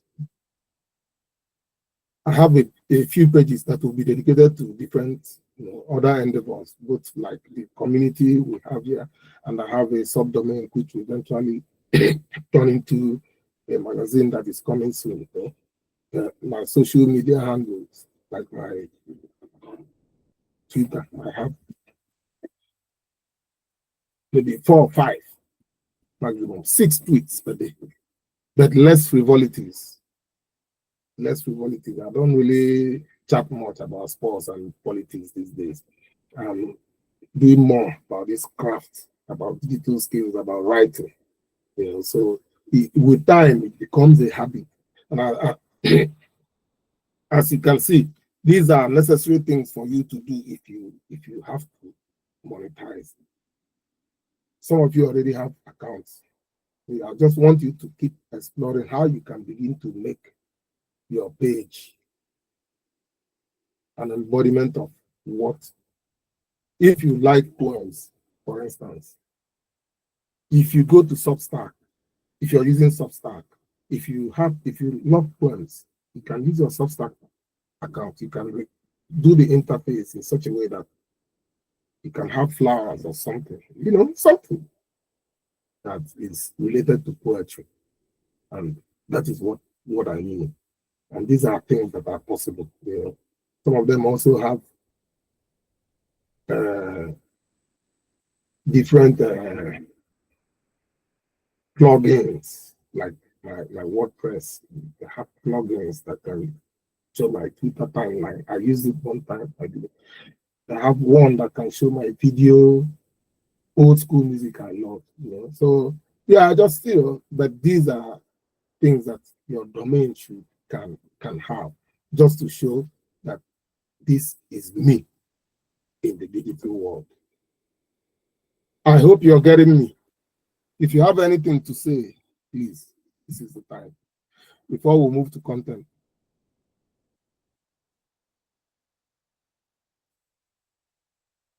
Okay. When I said I'm not a fan of the word content, it's just because these days they say anything can be content. If you go to TikTok, you see all sorts of rubbish. It's content. Same on Instagram, same on Twitter, same on Facebook, same on everywhere, Snapchat, whatever medium you see all sorts of nonsense. And they will say it's content. Well, I believe personally for influencers, those things can be content for marketers. But for writers, I don't think anything can be content. Just don't bring anything and say this is content. Not for writers. I mean, by now, you guys must have noticed that much as I do acknowledge that money is essential. Money is the root of many. It can solve many problems, but I think I prefer value. I always put value ahead, and it's why I'm not a fan of the word content, because it looks like it's commodifying, connotes commodity, like it's commodifying the work you go through research and hours to do. It's not everything, not all creative works. I don't believe all creative works can be modified, especially writing. For instance, every morning I post Daily Bread. I read it, it motivates me, and then I pray, and then I post it. I mean, how can I possibly attach a monetary value to that piece of writing I post, every motivational word I get every morning? Yeah, so the word content puts me off. But anyway, for our purpose, it is what it is. Content can be your stories, can be your newsletter, your copies, your posts, your script, your ebook, your whatever. That is what. And remember that these are the things that you can productize. into downloadable software, downloadable stories, downloadable ebooks. You can still productize them into books, into songs, movies, depending on whichever way you want to go. And that is why we say that writing is the crucible, the mother of all media creation. So, but still, for writers, I believe that these things should be well written, especially for fiction writers. Your story must be compelling, must be evocative. And for non-fiction, at least try to be informative. I think these are selling points. Every writer should have long-form stories with deeper meaning that should offer great value. If you don't, I see you as one of those TikTok people who always post shorts. If you post your short, I want to see where it leads me to.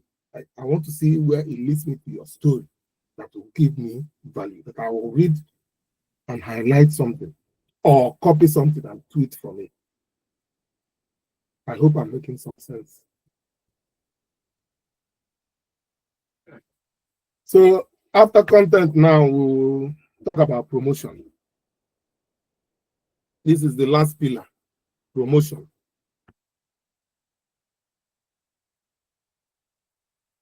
Free publicity, networking, collaboration, SEO, ads, and campaigns. Let me browse through this. Like I always said, you're the best promoter of yourself. You have to utilize the free methods first to promote your work. Example, like you have to share, you have to engage the work of others, your own stories, things that interest you. These things are free to do. If I post something and you come and it's free. Nobody is charging you. If you post, I come and reply and retweet, it is free. Nobody is charging me, but it's still promotion. You know, like a platform like Twitter can get you millions, thousands of impressions without people seeing your face, knowing what you look like, without even knowing your Medium account. So just keep networking, collaborating. It's simple. What's his name? Timaya said people say make it stop collabo, but they no say collabo na promo. In one of his songs, he said this. Collabo is promotion. Because one, besides the fact that two good heads are better than one, your network will see my network, they see my work too, and vice versa. You know, the upward ratchet of networking, you know, is constant, it continues. Search engine optimization is a little more complex. It's a technical word, but it's simple. So let me just put it this way. It's basically the process of improving the probability of your content or your work being seen on the internet. Let me say, for example, now, you know, when you add an image to your story that you published on Medium, or when you add a hyperlink that will send me to maybe another website, you have improved the probability of that story being seen. Assuming I write the same story, exact same story with you, you add an image and a hyperlink. If anyone does a Google search with the keywords, okay, let me say, for example, the story is promotion. That is the title. And someone searches with these keywords, your story will appear first. That is just what SEO is all about. It's not rocket science, but you know, when you see it sounds so complex and techy, but this is just what SEO is all about. If you're writing and publishing, try and use images, videos, hyperlinks, and some characters and things like, you know, maybe different fonts, different colors. These are things that boost your probability of being seen online. So it's not rocket science. Then, you know, there are SEO tips, you know, which I'm sure. Yeah, Becky, go on. Okay, I did a digital marketing course and we delved into SEO, search engine optimization. And Yeah, yes, what you said is right because those pictures and links and everything, the link has credibility. It can help improve view for your work, but then there's still some technicality in it too. I think it's more about the links anyway. If what you have attached to your story, the links that already have this high view or high readership, it will give more credibility to your own story too. Although the other factors, because I tried doing that with my YouTube account, we'll try adding links that already have high views, but I'm still working on it anyway. But I think there's still more to it than just other those help a lot. The pictures, the links, and other websites that have credibility attached to your own story. But there's still more when it comes to searching, getting views on search engine. There's still more to it than just that. yeah, thank you. You see, YouTube is one of the hardest platforms to grow your audience, and they are one of the highest paying. That is this, it's there's no, my friend will say the only way is the hard way. YouTube is one of the hardest to grow an audience. Ask many creators, they will tell you it's true. But still, they pay well. People who are able to grow their YouTube account earn a lot of money. I mean, you guys, I think I read something about the Mark Angel comedian and so on. The amount of money they are mentioning there was, stupendous. Those boys were earning money doing comedy. So in any case, this is what SEO is all about. If you're able to implement one or two things yourself, like if you have a well-read story and you link it to your own article, it boosts your chances of being seen. I fired one of my, but there's a downside to some of these things because if you say you want to do SEO, improve your SEO, it still takes some time. Takes out the time you used to imagine to write your own stories, But it's a process. You have to be patient. Keep building. Like I just edited my YouTube channel and removed all the nonsense videos that were there. I just want to concentrate on the video. Some of them have 3, 4 views, but of course, next year we won't have 3 views. I still have some of our programs here, of our sessions here, that I still need to edit. Because of time, I'll post it. I'll still need to edit it. The only thing is, you keep getting better. As you learn more skills, you edit. The next time you do, you edit. You keep getting better. If you check any creator, any writer now, their first work cannot be as good as the ones they did recently. It's not possible. You will see that it's been a gradual process of improvement. So there's other things like art. I said art campaigns. These are usually paid. I will advise don't waste money till you fully understand it. If you don't understand it, I tried to do an ad some time ago on Instagram. I just checked. I said, how many followers do I even have on Instagram? Let me just target some people. Meanwhile, on Twitter, I have 5,000 followers. I did the Instagram ad. I think I paid 20 euros or so for 2 days or so. I did the Twitter on. This man, Elon Musk, is so greedy that it doesn't allow you to act. His minimum is 30 or 50 euros. I forgot it. I know in Nigeria they have different rates anyway. So I did. When I checked the analytics, the Instagram ad performed better. So now what I think I'll be doing is I'm not giving Elon Musk my money, even though I'm on Twitter, because it's short form for me, works with my buffer. If I want to advertise any program, I'll go to Instagram, create small visual, maybe a carousel or a short video, and then boost it and target an audience. So you need to understand how these things work. I advise people to don't go for paid ads first.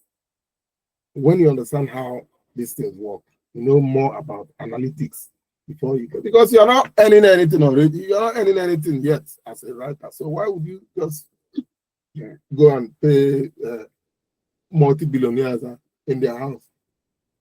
Keep using the platform for free. Following people, let your followers, the audience you're building organically, let them see what you're doing. If you're doing good enough, they will share your stories. You know, but don't go for a paid ad yet. But one of the girls I employed recently, that was last year, in my shop, went and boosted a shoe. The shoe wasn't up to 100,000, maybe 75,000 naira shoe. She went and boosted it on Instagram without understanding any of the tricks. By the time I knew it, Facebook, Mark Zuckerberg was billing me 40 euros, because when he add VAT and everything, 40 euros for a shoe. I mean, if you had put a video of the whole shop, I would say, okay. I suspended her. You know, so it's better when you understand these things. You can now you use it. Yeah, there are copyright issues. These are also things you need to. We'll talk about this now in editing. First of all, let's begin with copyright. You have to be mindful of copyright and plagiarism as writers. Yes. There are tools. Let's talk about these tools now.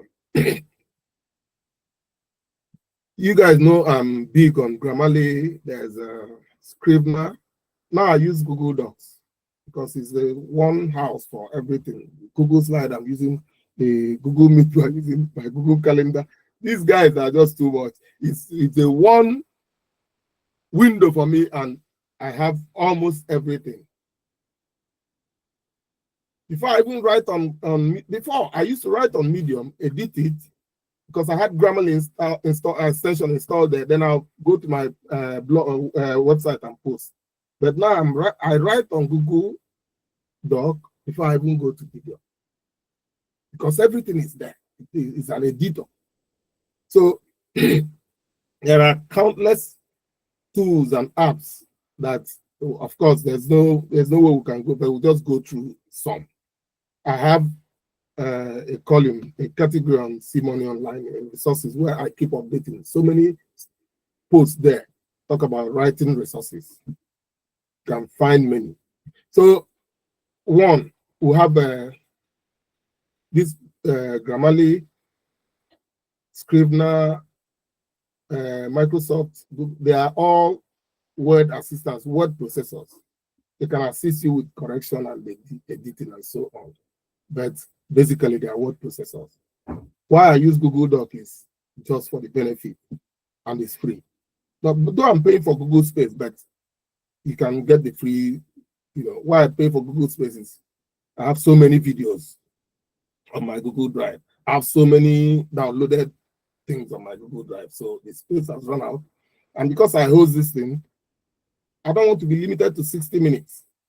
So if you want to stay here for 3 hours on my free day, you can stay for 3 hours. I don't have any limit. So that's why I pay for it. But Google Doc, everything. And then you have Canva.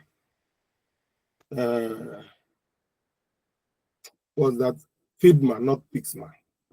Adobe. These are design tools for videos, images, and different kinds of interface. They are just for designing. And then Buffer, Loomly, Hootsuite. There are so many of them. I started with Loomly. It wasn't too user-friendly. Then I moved to Buffer. Buffer is simpler for me. There are social media management apps. They can help you with analytics to check how the performance of your social media account, of your tweets, of your posts, and so on. And then they can also help you with managing your scheduling your posts. If I want to go to past posts for last year, there are so many ways I can do it with buffer. So, but there are so many of them. You try whichever one that works for you. And then you have Zotero, you have EndNote, you have RepWorks, and so one text. These ones are for plagiarism and to check copyright and so on. So there are tools for managing research, mostly used by academics and in academic writing. For your citation, for your bibliography, just use anyone if you feel it's okay for you. Like I said, just continue with that one, because trying out all these things is still a waste of time. The publishing and editing apps out there are countless, and they keep churning out more. So you should try and see what works for you. After trying, I settled for Google Doc. I used to be on Medium always, but now I write on Google Doc. I use Canva. I have Canva, for files, but I think I have only 2 or 3 people with me there now. Then I use Buffer. Buffer is very good. Their customer service there is so efficient. I even have an email from them. I got an email from them this morning. Then I use Zotero because it's free. It suits I started using it in school, so I don't want to go and try another one. Grammarly, like I said, used to be my favorite, but now I'm using Google Docs. So whatever works for you, just use it. But there are thousands of editing and publishing apps out there for you. So now we'll talk about Authors Platform. Please, do you have any question about the tools I mentioned about? If you have anyone you want to tell us about, you're free to. Sorry, I should have asked this. So many of these tools, they are innumerable, but try out anyone you wish to use. They help you. There are so many free plans. They help you. Okay, I'll move to Authors Platform because I have talked about this before. I've written about it, and I wouldn't do this because without talking about it, it's very important. It is very, very important. Like, publishing, like Kera Delany wrote, is a business. Writing is an art. And businesses exist to make profit. If a business does not make profit, it will close. Publishing companies are out there to make. This is why I'm a publisher, because I know I'm not making profit, and eventually I'll make profit. And once you start making, that is it. You have started making. I'm also a writer because I know I'll write books. So any of us could write a masterpiece today, but we are not known. It will be on the shelf and collect loss. If you publish it without so much investment in publicity, it will be on the bookshelf. But it's a masterpiece. You may even get snubbed. Nobody will publish for you. Unless you do self-publishing, no publisher will look at you. But your book, your manuscript is wonderful. Okay, now let's take someone like Very Dark Man, or let's say Bob Risky. They can even they may write trash or hire a ghostwriter to do one or two things for them. And you have publishing houses falling over their selves just to get a contract with them. They'll be hustling for their manuscript. I mean, I'm sure you know why. They have huge following. They have made an impression. So most times, the rejections that we get is not because you didn't do a good job. Far from it. It is because the publishing business is there to make profit.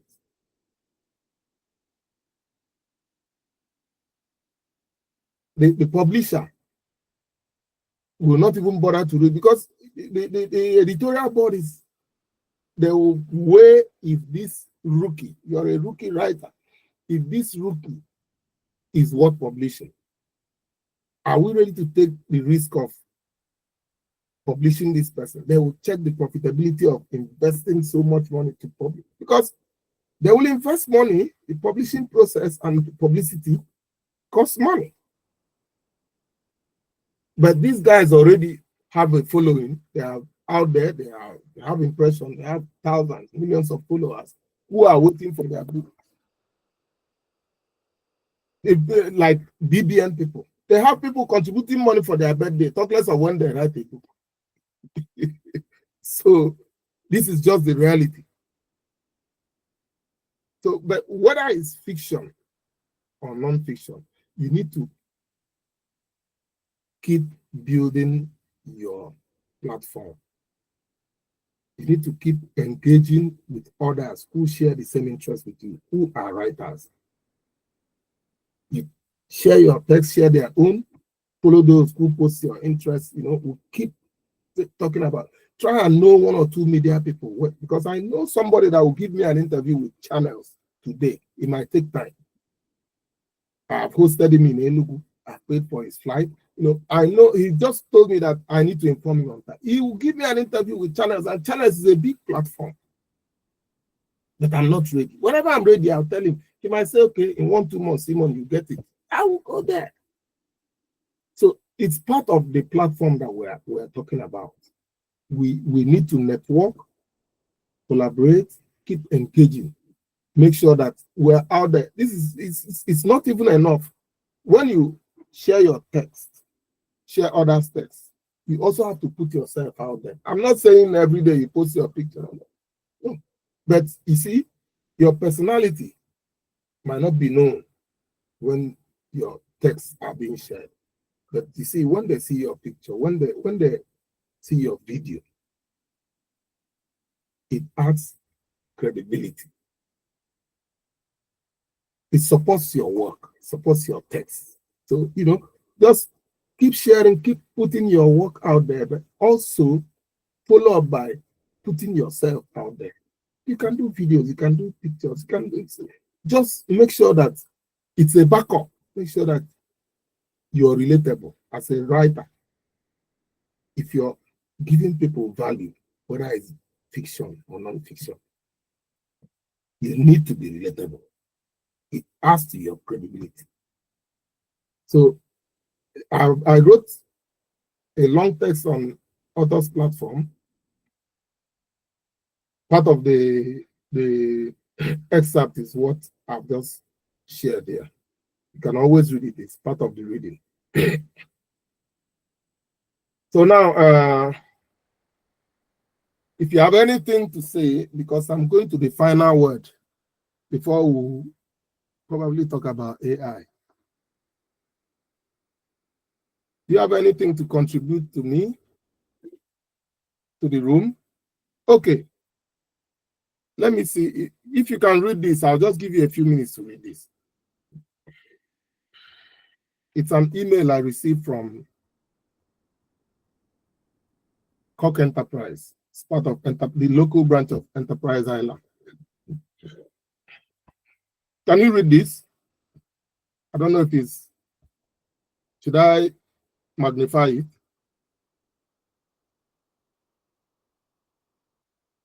Even when magnified, the lettering is so tiny. Is it? Okay, let me present, hold on. Let me present it, the email itself. Let me go to my inbox 1 second.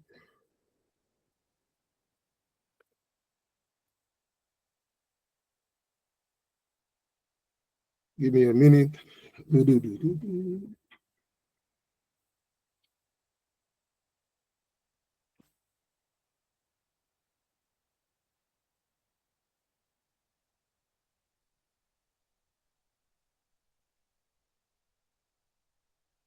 I will need to zoom into this work first so that the characters will be big enough.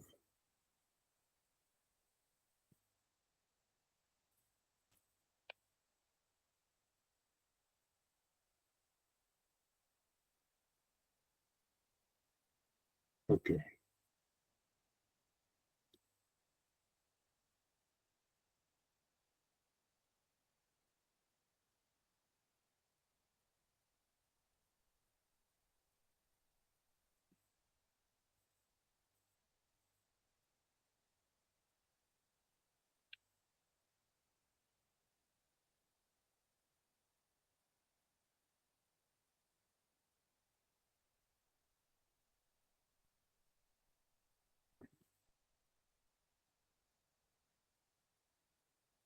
Okay.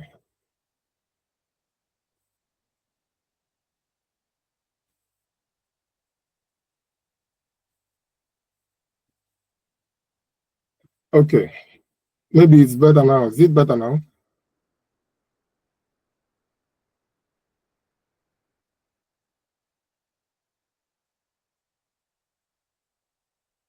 Is this better now?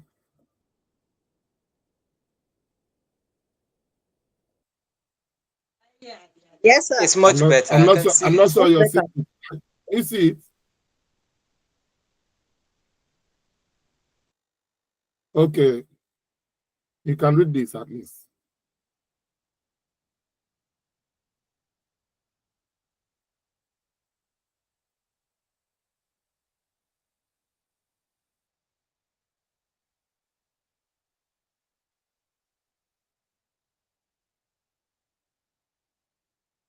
I'm just scrolling slowly, so you can just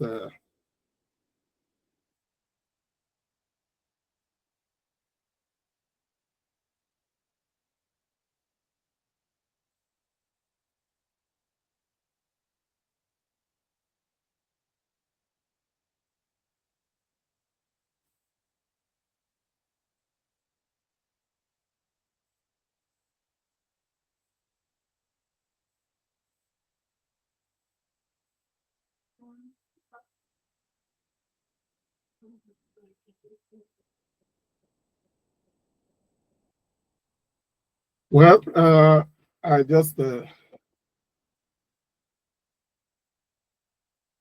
hope you just got the message. This is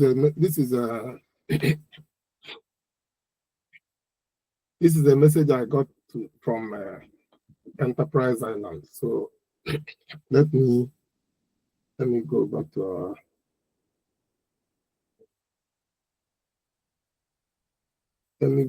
our writing.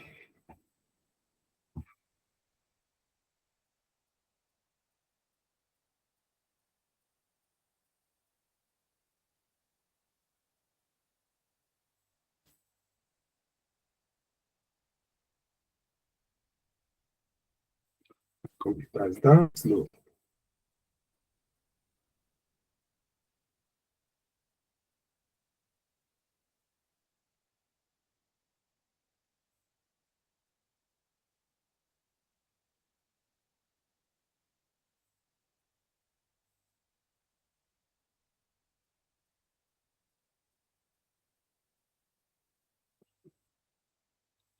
Okay, so sorry.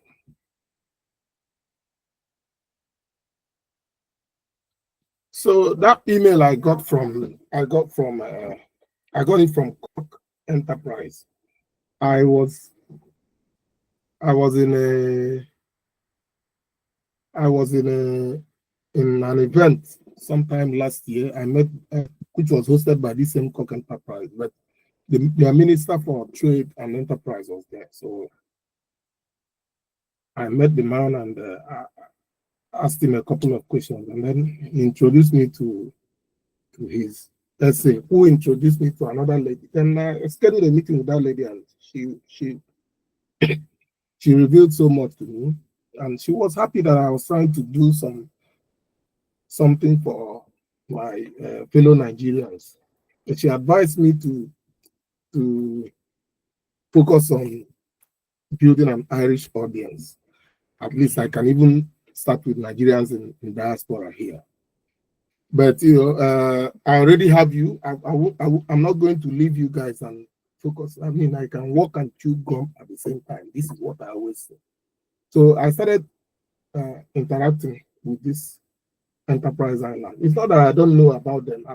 Some of the things that I know about this thing, but I'm too Nigerian. My mind is still back in Nigeria. But I started interacting with them. So far, this is where we are now. If I do 9 hours of mentorship, they are going to start funding, giving small grants, and eventually they could fund the academy. Sometimes, if you go through, there's one they call it seed. That is like the government sows a seed. It's a competition they do every year. If you go through that and come top 3 with your presentation, yeah, it's possible they might invest up to 100, 200, 250, depending on the position you take into your idea, your project. These are some of the things, and it's a process. I'm not in a hurry. Like I said, it's just one thing after the other. If you have an idea, you're able to put pen to paper, keep writing. You never can tell where it will lead you, but I know some of you are fiction writers. You don't want to get into the business. Please do. You don't want to get into the business end of things. Please do. You can walk and chew gum at this. You can write fiction and still do business. There are so many examples.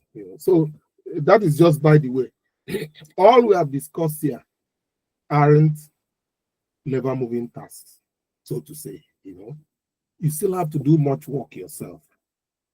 And as I always do, I use myself as an example.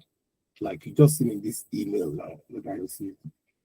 I've been writing for ages without any financial reward. I've been on this particular journey of building an academy for 3 or 4 years now without any financial gain. I left Facebook because it was a distraction and I moved to Twitter. If you check my timeline, you will see I have no viral tweet. I have not much engagement. I have few impressions that I post daily or at least regularly, regardless. Because I'm investing in writing, in learning, and now in teaching. Whatever I want to do, I try to learn. Graphic design, I try to learn. I've left video editing for next year because I have too many things I'm doing. But, just pick up these skills here and there. The most important thing is that I persist with my writing practice. Even if it's just to write the highlights of what we did here, I will write it and publish. But I show up for this community time and time again, like you show up. Again, in doing contests, virtual sessions, sometimes always on the chat, on the platform. I have learned to proceed with, if you're 2-1, we'll go on. After 10 minutes, we'll go on. I have learned to enjoy the journey. It doesn't matter the obstacles, the failings. I just learn from it and we keep going. I don't want to worry about the destination when I will publish that book, or when I will do that academy. Because I know that someday, just someday, one of my friends, a guy man, used to answer, but one day, just one day, I will publish that book and many more books. One day, I'll launch the academy. One day, I'll launch some digital products like what we are doing now. One day, I'll create podcasts, maybe magazines, movies. But for now, today, and every day, I have to focus on what is most important. Who can tell me what is most important? Who can tell me the most important thing?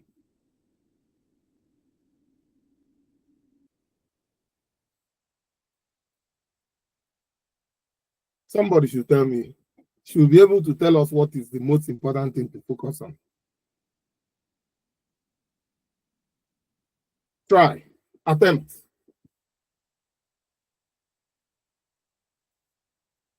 Well. There Chukwuemeka, consistency. Yes. That's another word. Yes. The most important thing to focus on. right now is writing every day. Even if when I wake up in the morning, 5 a.m., even if I come upstairs here in my attic and I don't write a word, I still try to come up. But I will write to-do list.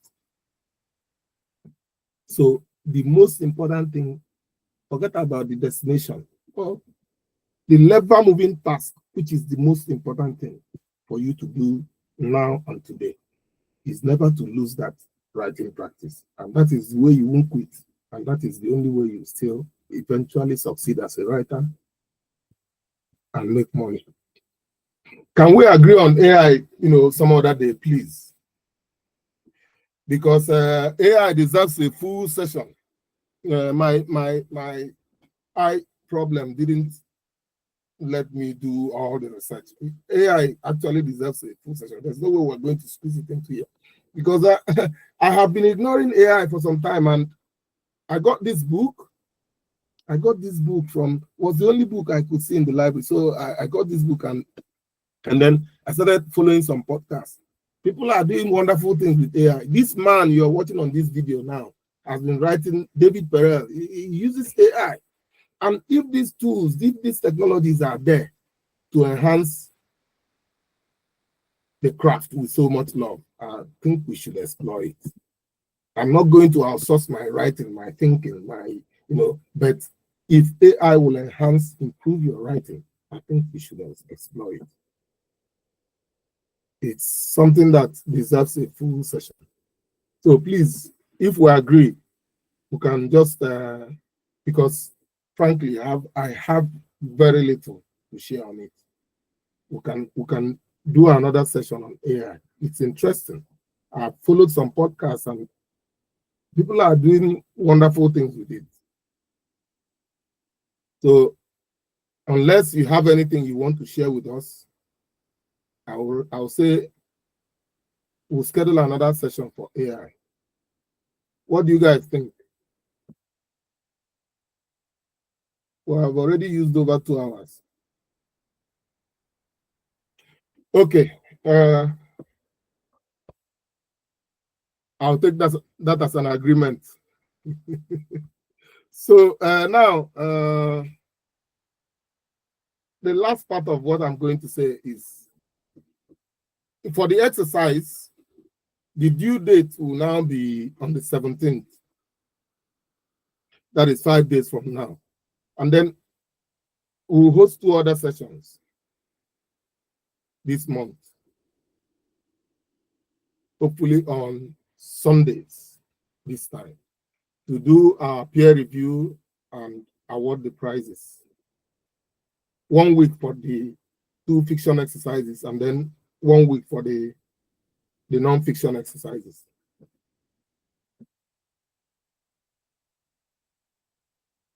We intend to pay at least 50,000. I have friends I have told, but like I said, I don't want to bother people. But if they perform, if they act, can pay more than 50,000. But for now, I'm sure I can fund 50,000. So I'll do a post on these highlights, and then we'll take it from there. So thank you so much for joining. We have spent 2 hours. And before we go, I just want you to listen to this guy. His name is David Perel. He writes, he's on Twitter. He's one of the guys that have influenced me in this journey. Please follow him. The guy's work rate is incredible. Yeah, he has interviewed so many great writers. And I'm not sure he has a book to his name. But he just stopped a course, a cohort he was doing for $2,000, $3,000. He just stopped it. And I guess his plan, he's evolving to something bigger.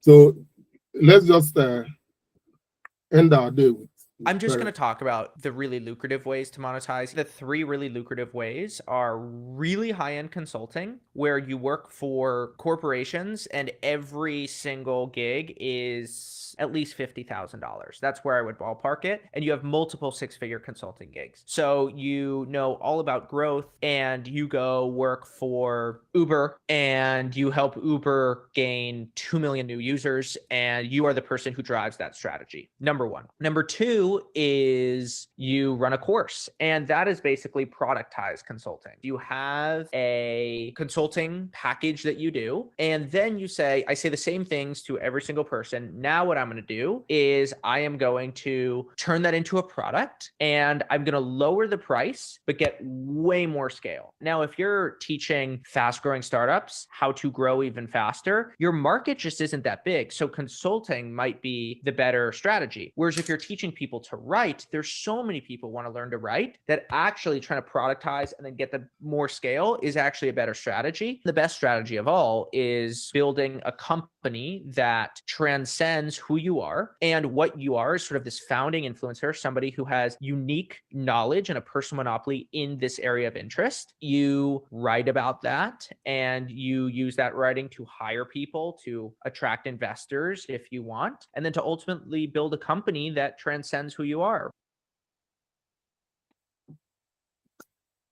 Please don't see this thing as rocket science. It's just for you to take the steps gradually, slowly. It's a process. Enjoy the journey. Stop looking at when you're going to publish that book or when you're going to write that podcast. Create it and no. Sometimes when I listen to this video, I also feel, man, this is impossible. How am I going to do that? One day, like I said, at a time, the lever moving task is there are those little things that you do daily. As you are moving towards that dream will be moving towards you. So thank you all so much for turning up. I'm going to write a post to follow this up, and then we'll schedule the meetings for our peer reviews so that we'll award the prizes.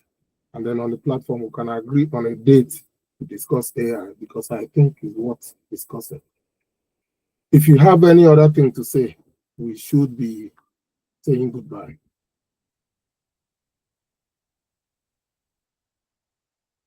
Some people must have slept off.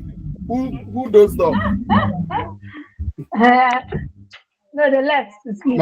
My sessions are usually more interactive than this, but there are so much to unpack, and it's okay. So thank you guys. I will see you next time. Goodbye. Bye, Noah. Go sleep. Thank you very much, sir. Bye, sir. Bye, everyone. Bye. Is it time for me to tell you to get married? I have already been married.